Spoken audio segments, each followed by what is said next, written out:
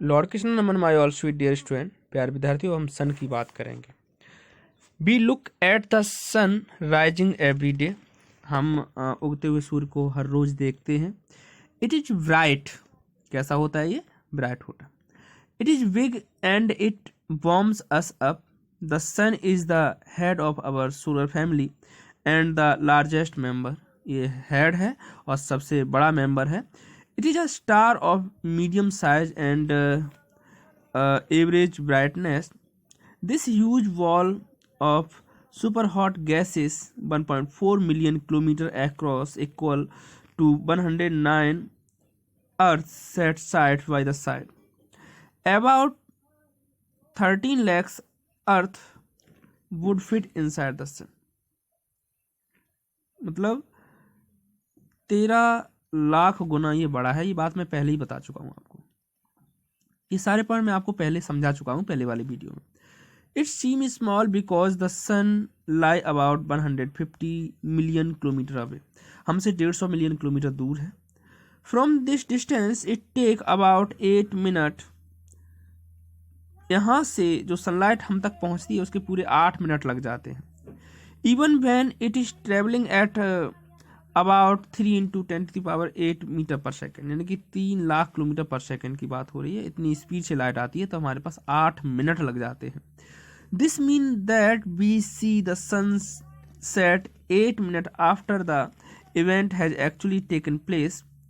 The core or inner part of the sun is about 14 million degree Celsius. तो इनका core का जो temperature है, इनर पार्ट का जो टेम्परेचर है, सन के अंदर का जो टेम्परेचर है 14 मिलियन डिग्री सेल्सियस है। अब बाहर का मैंने आपको 6000 बताया था, है ना।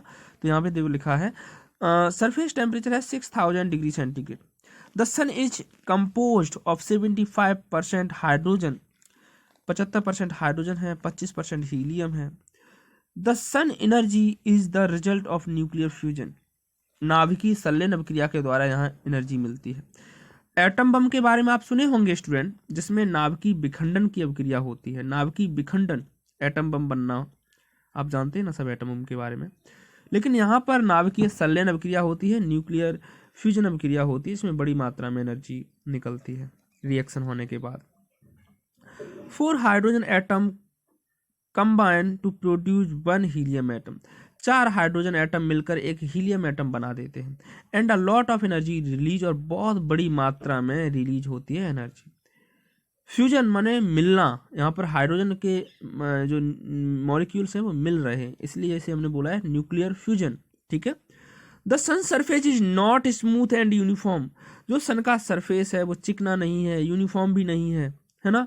Just like earth sun also has mountains and valleys. Sun के पास भी पर्वत हैं, खाइयाँ हैं। The sun has sun spot and storm as well. Sun के पास भी एक सन स्पॉट होता है, स्ट्रॉम होते हैं, आंधियाँ आते हैं। हमने इस सब के बारे में आपको पहले ही बताया है। अब हम एक्टिविटी देखेंगे इसकी।